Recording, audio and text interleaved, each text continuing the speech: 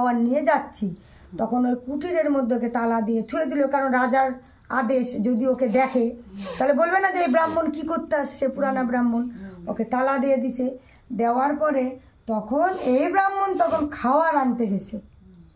আনতে যাওয়ার পরে খাওয়ার নিয়ে যাবে, ওই টাইমে তখন খাওয়ারও জোটেনি, দেখে ওই ব্রাহ্মণ ঘুমায় গেছে, সাটি নাটি হয়ে ঘুমাইছে। ওই দেখে তখন এই ব্রাহ্মণ বলছে, কত যে দৌড়ায় দৌড়ায়, কতদিন ভর না খায়ে আছে, থাক ঘুমাইছে যখন আমি আর ডাকবো না, এই খাবারটা কালকে সকালে দিবনি, ঘুমায় গেছে আমি আর ওকে বিরক্ত করব না, কতদিন খায় নাই।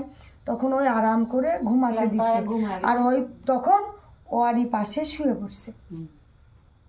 ও দেখতে দেখতে ওই শুয়ে পড়ছে যে ঘুম থেকে উঠলেই খেতে দেবো, যদি জায়গা পাই তারপর খেতে দেবো।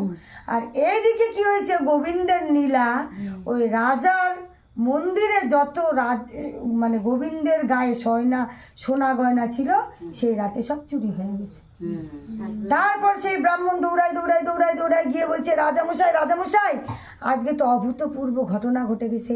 বলে কি বলে কি, আপনার সেই স্বর্ণ অলংকারের মন্দিরে সব স্বর্ণ চুরি হয়ে গেছে। চুরি হয়ে গেছে, সব চুরি হয়ে গেছে। তখন রাজা দৌড়াতে দৌড়াতে দৌড়াতে সেই মন্দিরে গিয়ে দেখে, তাই তো গোবিন্দের গায়ে যা নুপুর মোটুক সোনা দানা বাসি ছিল কিচ্ছু নাই।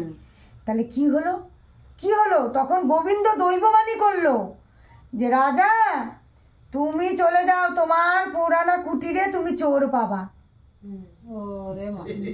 তোমার পুরানা কুটিরে তুমি চোর খুঁজে পাবা। গোবিন্দ দৈববাণী করলো। তখন বলতেছে ব্রাহ্মণ, পুরানা কুটিরে কেউ আছে নাকি? তখন ওই ভয় পায় বলছে, হ্যাঁ একজন আছে পাগল। ওই আর বলেনি যে তোমার পুরানা ব্রাহ্মণ, কয় একজন পাগল, কালকে আমি যেতে বলছি তাও যায় নাই, পাগলটা না আছে, চলো তো। তখন রাজা দৌড়ায় গিয়ে দেখে, হেই এটা তো সেই পুরানা ব্রাহ্মণ, বলতেও পারতেছে না।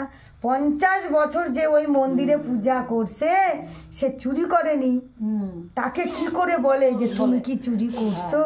মানে রাজামশাই বলতেও লজ্জা লাগতেছে, কিন্তু দৈববাণী যে করছে ওই চুরি করছে। তখন বলছে, ব্রাহ্মণ তুমি এখানে আসছো, ঠিক আছে তুমি থাকো, তোমার ওই পুটলিটা আমাকে দিবা? তখন বলছে, এই পুটলিতে তো আমার কিছু নেই। বলে কি, দাও না, তোমার ওই পুটলিটা আমাকে দাও ব্রাহ্মণ, আমি একটু দেখবো। তখন পুটলিটা যখন নিয়ে আসে ঝাড়ে, যত সোনা গয়না ওই পুটলি থেকে বার হয়। তখন সে হাত জোর করে বলছে, গোবিন্দ তুমি আমার সন্তান নিলে আমি এত দুঃখ পাইনি, তুমি আমার স্ত্রী নিয়ে নিলে তাও আমি দুঃখ পাইনি। আজকে যেখানে আমি 50 বছর পূজা করছি,